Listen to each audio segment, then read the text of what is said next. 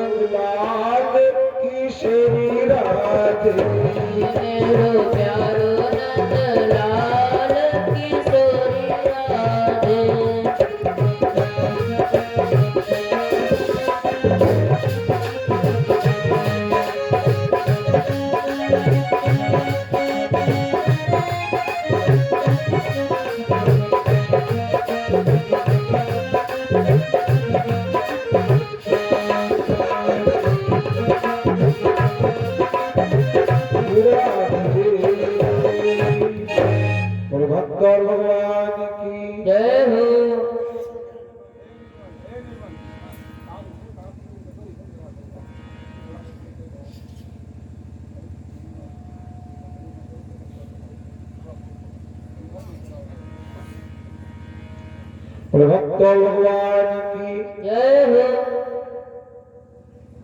कैलाश के उच्च शिखर पर बैठ करके भूत भावक भगवान शिव बाबा मैया शिवा को भगवान राम की अमृत कथा श्रवण करा रहे हैं। कल संध्या को आप सभी लोग जो परमात्मा सारे संसार को भव से पार कर देता है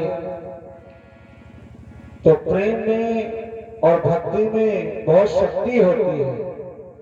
प्रेम की भक्ति के द्वारा आज केवल भैया ने भगवान को गंगा से पार किया।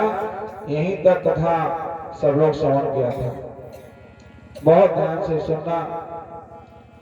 देखो आप सभी लोग कभी टेलर मास्टर की दुकान पर गए होंगे और देखा होगा कि इस महंगाई के जमाने में सुई की कीमत केवल 50 पैसे है और कैंची की कीमत 200 रुपए है। तो जब कभी आप टेलर मास्टर की दुकान में जाएंगे ना तो सुई से टेलर मास्टर बखिया करता है, बटन लगाता है, काज भरता है और फिर बड़ी सुरक्षा के साथ में या तो इसको अपने पॉकेट में लगाएगा या तो अपने टोपी में लगा लेगा सर के ऊपर। ध्यान देंगे, या तो उस सुई को पॉकेट में लगाएगा और या तो फिर सर वाली टोपी में लगा लेता है और कैंची जमीन पर पड़ी रहती है, उसके पर लोग पैर रख करके तब निकलते हैं। ध्यान देंगे, सुई छोटी है शायद खो जाएगी, ऐसा नहीं है। सुई का कार्य क्या है, कैंची का कार्य क्या है? सुई ने अपने जीवन भर जोड़ना सीखा है और कैंची ने सारे जीवन भर काटना सीखा है। जो परिवार को, समाज को, देश को, राष्ट्र को जोड़ेगा उसका कीमत उसकी कम हो सकती है लेकिन उसका स्थान सर के ऊपर है। और किसी की कीमत बड़ी हो सकती है जो समाज को, परिवार को काटेगा, बांटेगा, उसका स्थान तो पैरों के नीचे है। मेरे प्रभु जी जहां जाते हैं वहां जोड़ देते हैं। राम जी आज केवट को वरदान देने के बाद में और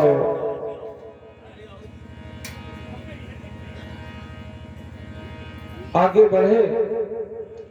मैया सीता मैया ने गंगा मैया का पूजन किया और फिर मेरे प्रभु चले और कहाँ चले लिखा है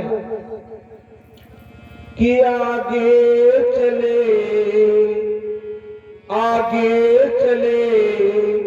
बहुरी रघुराया।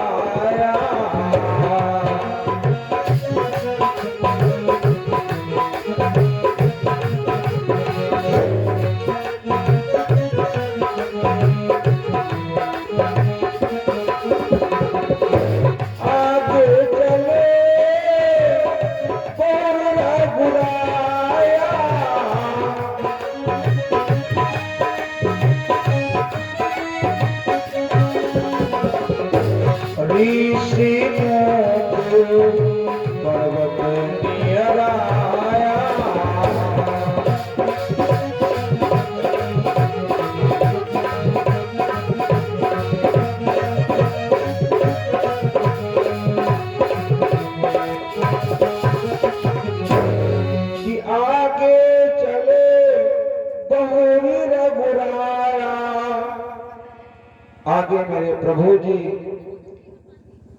पीछे मेरी मैया भक्ति स्वरूपा जानकी मैया और पीछे लक्ष्मण। ऋषिमुख पर्वत निराया। ऋषिमुख पर्वत पर सारे ऋषियों की कुटिया बनी है, आश्रम बने हैं। कोई छोटा बाबा है, कोई बड़ा बाबा है, कोई तप कर रहा है, कोई जप कर रहा है, कोई ध्यान कर रहा है। मेरे प्रभु अयोध्या की राज्य न लेकर के केवल सत्संग करने के लिए चले, संतों का दर्शन करने के लिए चले। आगे चले बहुत रघुराया। चाहे सरभंग ऋषि हो और चाहे सबसे पहले अनेकानेक ऋषियों का दर्शन करते करते प्रभु की राम मंगल यात्रा आगे बढ़ रही है। राम जी का मानना है कि संत चरणी, अरे अयोध्या में संतों की सेवा नहीं मिलेगी, संतों के चरण नहीं मिलेंगे, और जब वनगमन में जाएंगे तो सत्संग मिलेगा, संतों की सेवा मिलेगी। कि संत चरण पंकज अति प्रीमा, संत चरणी।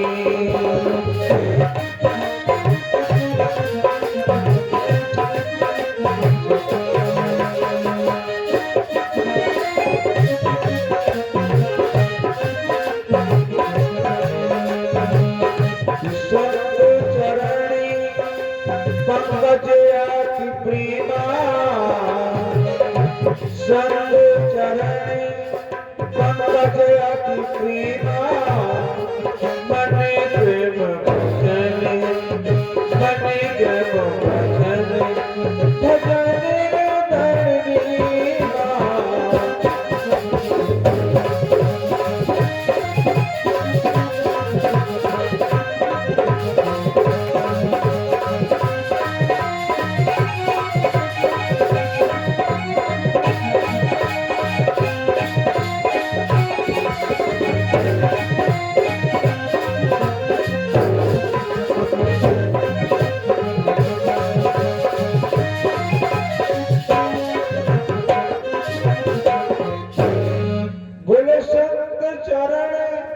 पंकज अति प्रीमा। आज संतों का दर्श करते करते मेरे राघव जी और अनेकों संतों को प्रणाम करते हुए, आशीर्वाद देते हुए और चित्रकूट में पहुंचे, जहां पे वाल्मीकि जी का आश्रम था। देखा श्री वाल्मीकि जी ने, मेरे सरकार आ गए, मेरे राम जी आ गए, तो अब तो स्वागत किया और आसन डाल दिया। राम जी ने वाल्मीकि जी को प्रणाम किया और जब प्रणाम किया तो सत्संग होने लगा। राम जी ने कहा, हे ईश्वर, हम 14 वर्षों के लिए वन में आए हैं, हम निवास कहाँ करें? वाल्मीकि जी ने कहा कि प्रभु एक बात बताओ, तुम कहाँ नहीं हो, वो स्थान बताओ। कि स्थान मेरे से पूछ रहे हो, तुम कहाँ नहीं हो? यदि पूछ रहे हो तो मैं बता रहा हूं, आपका निवास जानते हो कहाँ है? जहां पे सत्संग हो रहा है वहां पे तुम्हारा निवास है। जहां पे भगवान की कथा हो रही है, सभी भक्त लोग बड़े प्रेम से कथा सुन रहे हैं, वहां पे तुम्हारा वास है। जिस घर में सास बहू एक पास भोजन करती है, उस घर में सुमति में तुम्हारा वास है। जहां पे शांति है वहां पे तुम्हारा वास है। जो अपने पवित्र कमाई से प्रत्येक वर्ष तीर्थ यात्रा करता है, तो ऐसे हृदय में तुम्हारा वास है। तीर्थ राम चरण चल जाही, और कहा आप कहाँ नहीं हो, हर जगह हो। लेकिन 14 स्थान बताए कि हरि व्यापक, हरि व्यापक और सर्वव्यापी समाना, हरि व्यापक।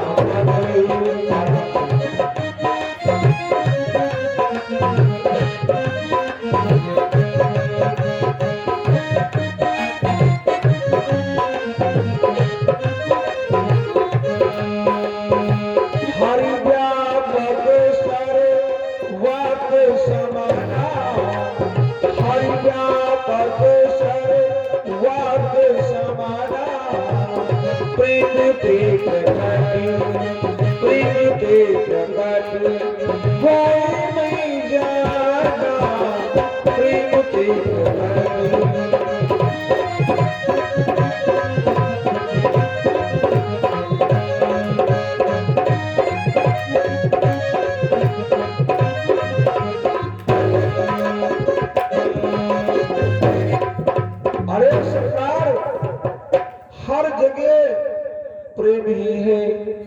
जिसके रसोई में रोजाना तुम्हारा भोग लगता है, उस रसोई में वास करो।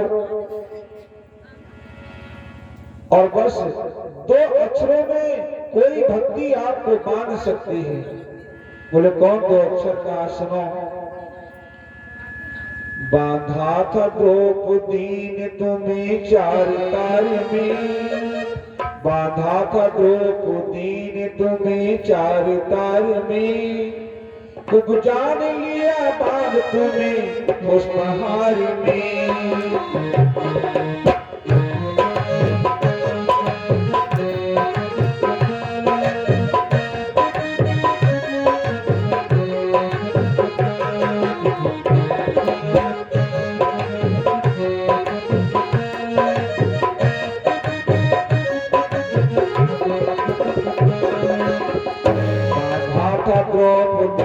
तुम्हें 4 तार में, बांधा था द्रौपदी ने तुम्हें 4 तार में, तुम जान लिया बांध एक पुष्पहार में।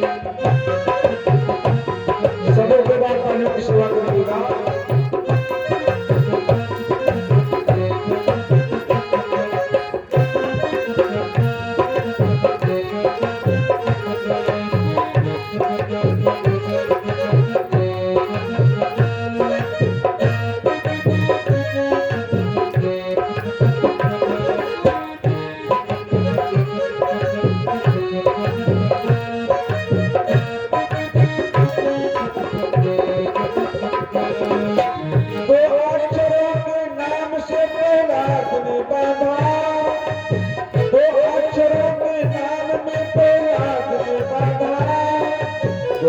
अक्षरों के नाम से पहला ने बाबा, दो अक्षरों के नाम से पहला ने बाबा, सबरी ने लिया बाग तुम्हें तेरी चाल में।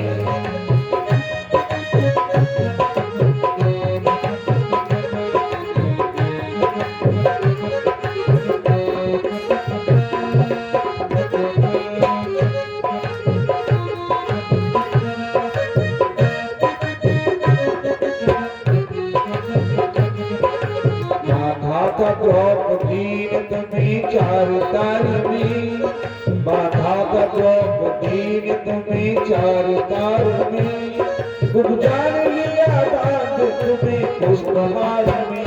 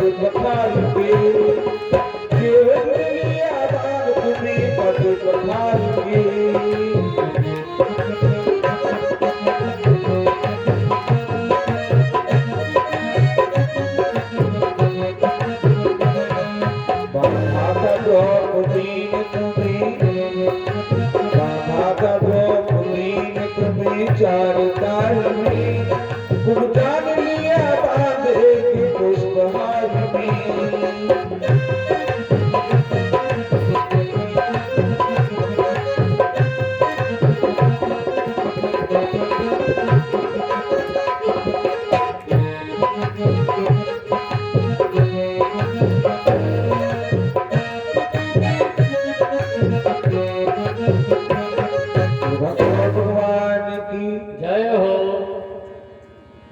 अरे बस केवल प्रेम में आप बन जाते हो, इसलिए मेरे मालिक बस चित्रकूट से बहुत बढ़िया अताम और कहीं नहीं है। ये तो भगवान का घर है। भगवान ने पूछा बाबा एक बात बताओ, आपने चोरी छोड़ी या नहीं? तो वाल्मीकि जी ने कहा हमने चोरी नहीं प्रभु छोड़ी है। आप क्या चुराते हो? वाल्मीकि जी तो डाकू थे। कहा मेरे सरकार पहले तो लोगों को रोक करके उनका धन माल खजाना लूटा करता था। कहा अब तो दुनिया का सबसे बड़ा वाला खजाना लूट रहा हूं कि दुनिया में लोग हजारों ही पर राम नाम सब लोग ही नहीं।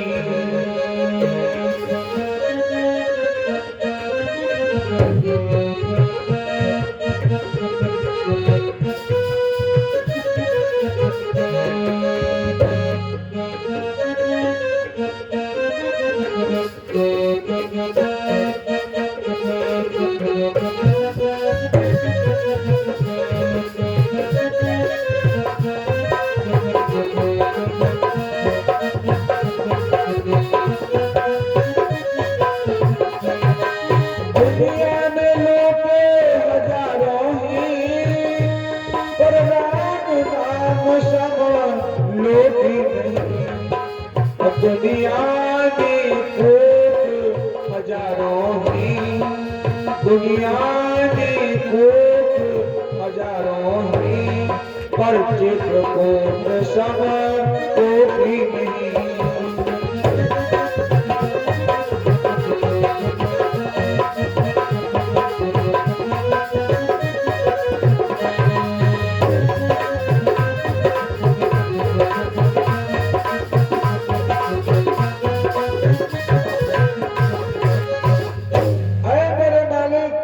दुनिया में लोग बहुत कुछ नहीं, लेकिन जिसको राम का खजाना मिल जाता है तो बस और कुछ नहीं चाहिए। आज वाल्मीकि जी के आश्रम में प्रभु जी हैं और ऐसे अब तो 12 वर्ष भगवान ने वहां पे चित्रकूट में वास किया। अभी समय मिले तो चित्रकूट में जरूर जाना,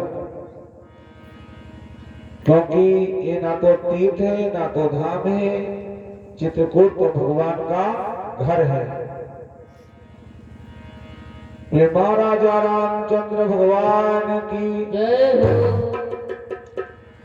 तो अब तो 13वां वर्ष जब लगा तो राम जी अपनी यात्रा और आगे बढ़ाए और जाकर के पंचवटी में वास किया। भाई पंचवटी कौन है? ये पंचवटी अपना शरीर है, ये 5 तत्वों से बना है ना, छिद्र जल पावक गगन समीरा। छित माने पृथ्वी, जल माने जल, गगन आकाश, समीर हवा, अग्नि, 5 तत्वों से शरीर बना है। और उसी हृदय में आपके आत्मा में जो आत्मा है, ईश्वर अंश जीव अविनाशी जो जीव है, ये भगवान का अंश है कि पंचवटी के मध्य में आपकी आत्मा, आपका ठाकुर निवास करता है। पंचवटी अपना शरीर है और उसी में हमारा इष्ट वास करता है। इष्ट बलिष्ठ हो, अपना इष्ट बलिष्ठ हो। अब जैसे ध्यान देंगे कि जैसे अंदर इष्ट बैठा है तो भगवान का भोग तो अच्छी चीजों का लगता है, खराब चीजों का भोग लगता नहीं है। तो जो अंदर भगवान बैठा है, जैसे दूध पीते हो तो पी जाते हो, चाय पीते हो तो पी जाते हो, शरबत पीते हो तो पी जाते हो, जूस पीते हो तो पी जाते हो। लेकिन जब कोई शराब पीता है तो या क्यों मुंह पिचकाई जरूर। क्यों? अंदर जो भगवान बैठा है वो स्वीकार नहीं कर रहा है। अब भाई जो जिसका भोग लगता है शरीर में, तो खाने का रास्ता और है और निकलने का रास्ता और है। और जिसको भगवान स्वीकार नहीं करेगा, जिस मुख से खाओगे उसी मुख से बाहर। अब जैसे भगवान इष्ट जो है वो पुड़िया नहीं खाता है, तम्बाकू नहीं खाता है, सिगरेट नहीं पीता है, बीड़ी नहीं पीता है, तो ये अंदर भोग नहीं लग रहा है। इष्ट देवता वापस कर रहे हैं, ये ना भोग लगाओ भाई, ये नहीं ठीक बात है। तो जो अंदर बैठा हुआ परमात्मा है, तो यदि स्वीकार करता है तो खाने का रास्ता और है, निकलने का रास्ता और है। और जो स्वीकार नहीं करता है मेरे भाई, तो जिस मुख से खाओगे और उसी मुख से बाहर निकालोगे, समझ लो। तो मेरे भगवान पंचवटी में वास किया और नित्य राम जी का यह नियम है कि बस सबसे पहले मैया सीता और लक्ष्मण को फटक शिला पर बैठ करके और भगवान की कथाएं और सत्संग सुनाया करते थे। ये नित्य की बात थी, क्योंकि हमारा मन सत्संग में रहे। और सत्संगी जब कोई मिलेगा, कोई संग मिलेगा, तब होगा ना कि मेरा तार प्रभु से जोड़े, मेरा तार प्रभु से जोड़े, ऐसा कोई संग न मिले, ऐसा कोई गुरु मिले।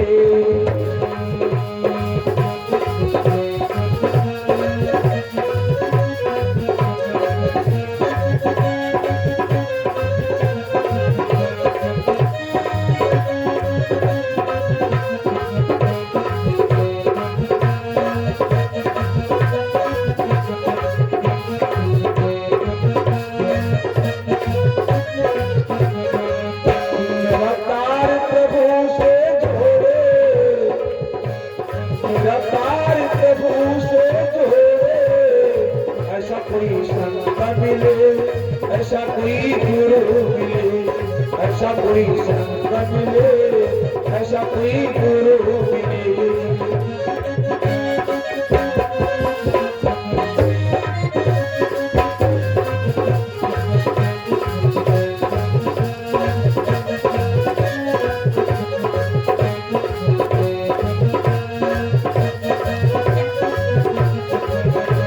संत समागम के बड़े महात्मा,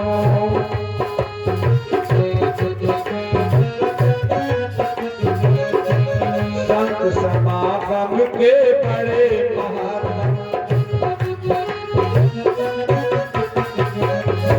जग में दुर्लभ संत समागम, जग में दुर्लभ संत समागम। मेरे मन के भ्रम को खोले, मेरे मन के भ्रम को खोले, ऐसा कोई संत मिले, ऐसा कोई गुरु मिले।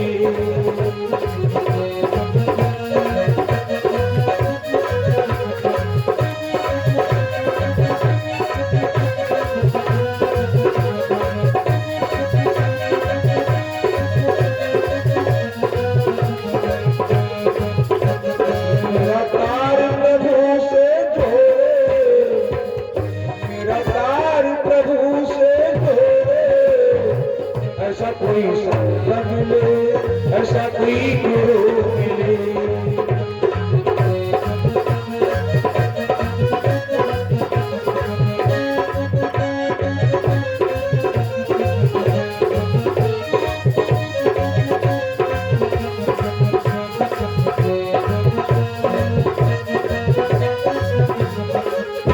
अब प्रभु नहीं मिलता,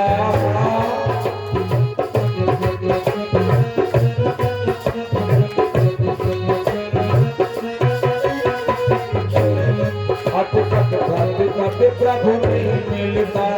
अब बिन देखी मेरा मन नहीं रुकता, बिन देखी मेरा मन नहीं रुकता।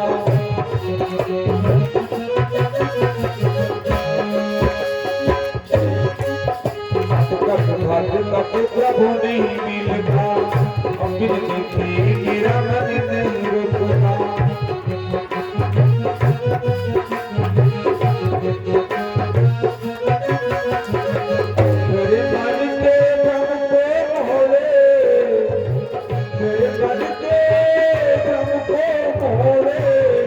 ऐसा कोई संत मिले, ऐसा कोई गुरु मिले, ऐसा कोई संत मिले, ऐसा कोई गुरु मिले। बड़े भाषण वालों की सेवा सब लोग बात।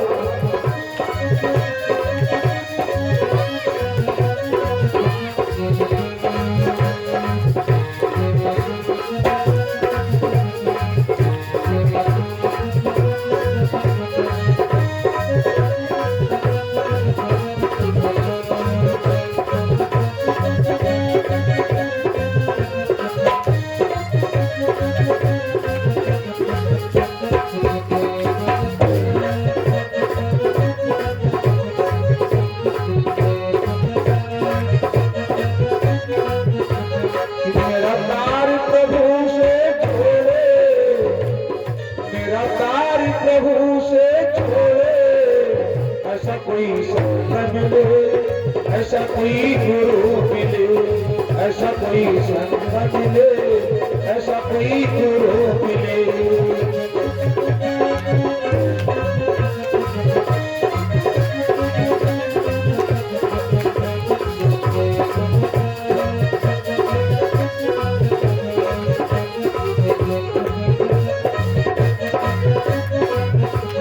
ऐसा कोई संत बतावे, भवसागर से पार लगावे।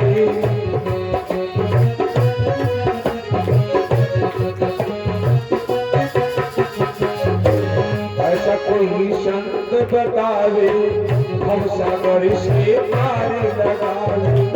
मेरे पाप करे को छोड़े, मेरे पाप करे को छोड़े, ऐसा कोई संत मिले, ऐसा कोई संत मिले, ऐसा कोई गुरु मिले।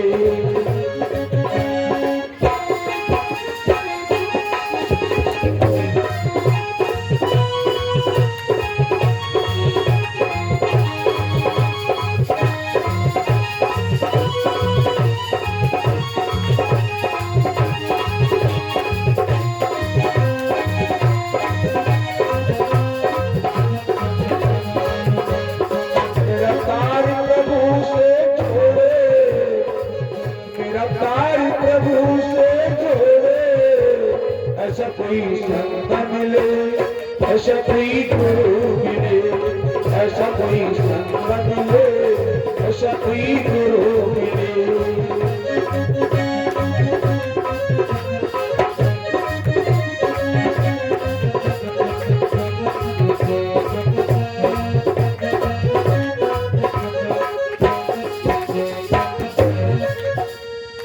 ऐसा कोई गुरु मिले।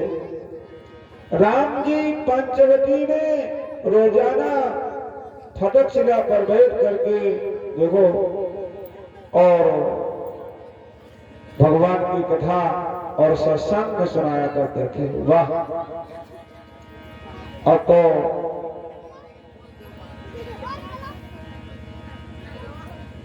एक दिन देखिए, रावण को मालूम था कि अयोध्या के राजकुमार के द्वारा मेरी मृत्यु है, तो रावण को यह भी मालूम था कथा में, अब अपना मन कथा में ले चलेंगे और रघुवंशियों से मेरी मृत्यु है। और रघुवंशियों में एक नियम है कि रघुवंश न करे सहज स्वभाव। कौन सा? कि रण में पीठ नहीं दिखाएंगे और नारी के ऊपर हथियार नहीं उठाएंगे।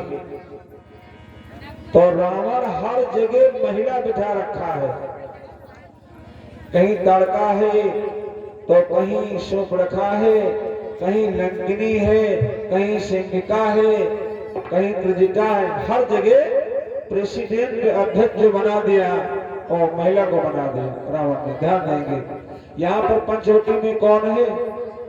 पंचवटी में शूर्पणखा है, जिसके नाखून सूप जैसे हैं। अब तो एक फैशन चालू हो गया है, नाखूनों को बढ़ाओ, ठीक ठीक है, और नाखून बढ़ाए गया शूर्पणखा बन नहीं है। तो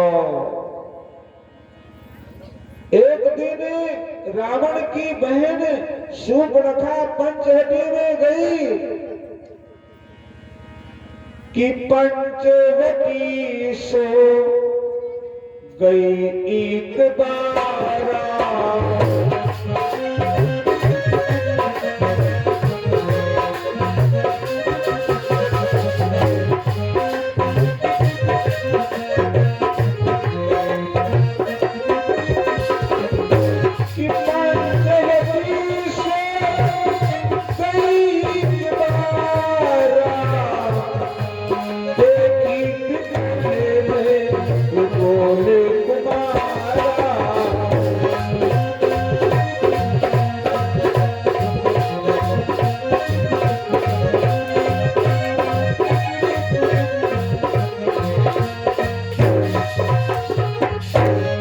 पंचवटी से गई बारा। माताओं बहनों में एक कमजोरी होती है, हम नहीं बताते। रामायण में लिखा है, मेरे पूज्य श्री गोस्वामी बाबा ने लिखा है, क्या कमी है कि अगर द्वार के पर कोई आ जाता है या कोई अच्छा व्यक्ति है तो एक बार तो उसको कहीं ना कहीं से देख जरूर लेंगे, ये कैसा है, क्या है? और जिसे द्वार पूजन हो रहा हो, जले दुल्हा को न देखें। और कोई पुराण मकान भवा तो अगर 700 बिहार में ये लोग आए गए हैं तो 700 पुराने छज्जा पर आए जी हैं। अरे कौन कौन छज्जा फाड़ गए तो 10-15 मर गई है। फिर यूं ना ध्यान रहा है जरे दुल्हा देख न ले, फिर कत्तो पुरान मकान है सब छज्जा पर आ जाए, कत्ती जल्दी दुल्हा देख ले। अच्छा दुल्हा दिखती का है कि देखी कि इनका कैसे हमार कैसे है। तो बात एक ये है कि महिला जाति की कमजोरी बाबा लिखते हैं क्या कि माता पिता पुत्र कारी पुरुष मनोहरि निरिखे नारी।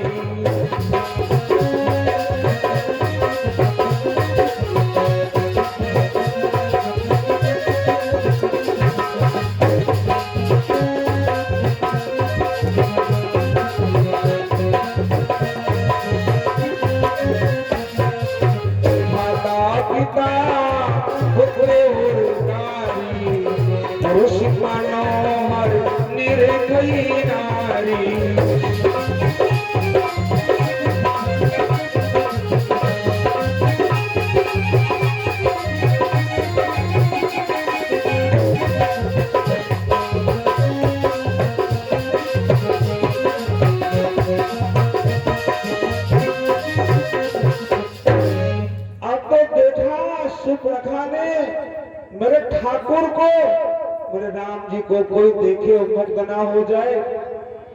राम जी के स्वरूप को देखा तो शूर्पणखा बड़ा सुंदर बन गई और बन करके आई और राम जी से बोली, ए तुम बहुत अच्छे लग रहे हो। तो मैंने देखो कि तुम सम पुरुष न मौसम नारी। इस संसार में सबसे ज्यादा आपसे सुंदर कोई पुरुष नहीं है और मेरे से सुंदर कोई नारी नहीं है। अब बताओ कहां शूर्पणखा कहां भगवान और बराबरी लगा रहे हैं कि तुम सम पुरुष न मौसम नारी और यहाँ संजोग विधि लिखा विचारी। हे राम जी से शूर्पणखा ने कहा कि आपके समान संसार में कोई पुरुष नहीं है और मेरे समान कोई सुंदर नारी नहीं है। ये क्यों कहा?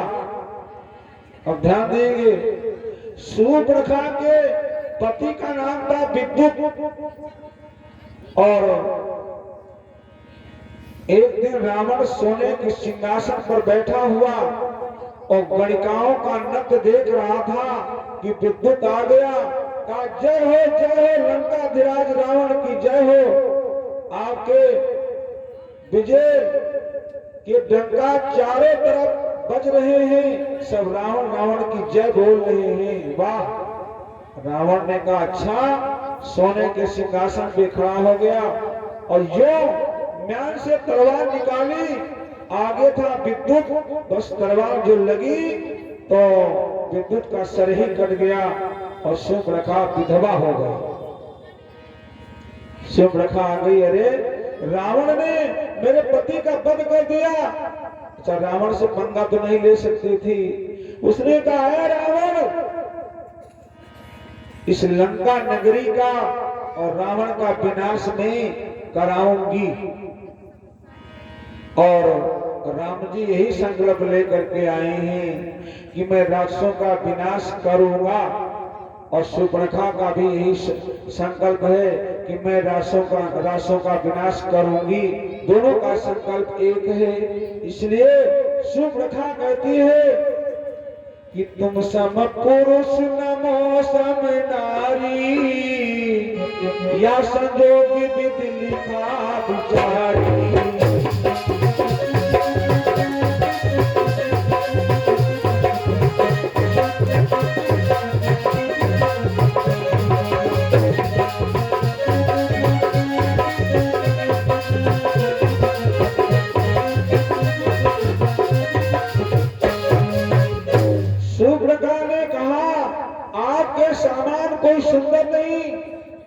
सामान कोई नारी सुंदर नहीं।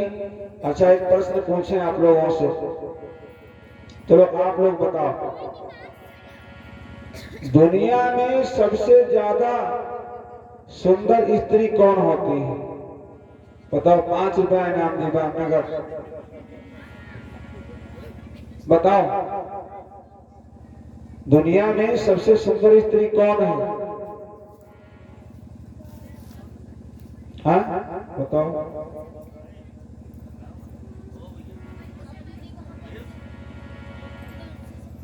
अच्छा, अभी बात इस पहुंचे गए कि दुनिया में सबसे सुंदर आदमी कौन है? अब कुछ अगर ज्ञान की बात सीखी हो नहीं तो झांकन देखत रही हो और बिल्कुल सब मामला झकझोर जाए। देखो, दुनिया में सबसे ज्यादा सुंदर अपनी पत्नी होती है, नोट कर लो। और दुनिया में सबसे ज्यादा सुंदर अपना पति होता है, ये नोट कर लो कथा से। ये 2 बातें यदि घर में हो जाएं तो राम राज्य का पहला गुण है, नोट कर लो। कि एक नारी एक व्रतिनी मां, एक नारी एक व्रतिनी मां, काय वचनी पदे पावन प्रेमा।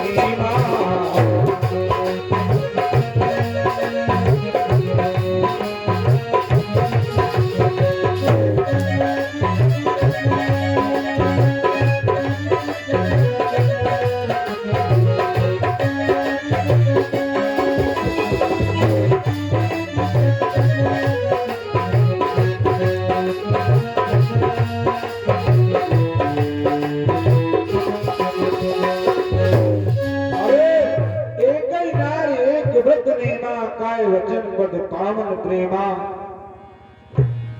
अब तो शूर्पणखा ने कहा, ए राम जी मुझसे विवाह कर लो। रामचरितमानस में 4 विवाह हुए। कौन कौन? 2 विवाह हो पाए, 2 विवाह नहीं हो पाए। राम जी का विवाह तो हो गया, भोले बाबा का विवाह हुआ, थोड़ा झगड़ा हुआ, बातचीत हुई, लेकिन हो गया। थोड़ा पानी वानी बरसा, लेकिन बिहार प्रधान जी मिलकर कह रहा है सब लोग। और यहो लोग बड़ा मजबूत निकली, 40% उतरी नहीं, ना महामदापुर ना महावा। विवाह हो गया। रामचरितमानस में 4 विवाह, 2 हो पाए, 2 नहीं हो पाए। एक तो भोले बाबा का विवाह हो गया और दूसरा राम जी का, और 2 विवाह नहीं हो पाए।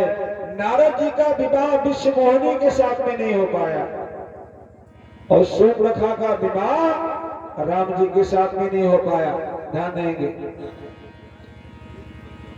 अरे जो ही विवाह की बात कही तो मेरे राम जी ने कहा है, मैं आर्य पुत्र हूं, एक नारी व्रत हमारे पास है, हम कुंवारी नहीं,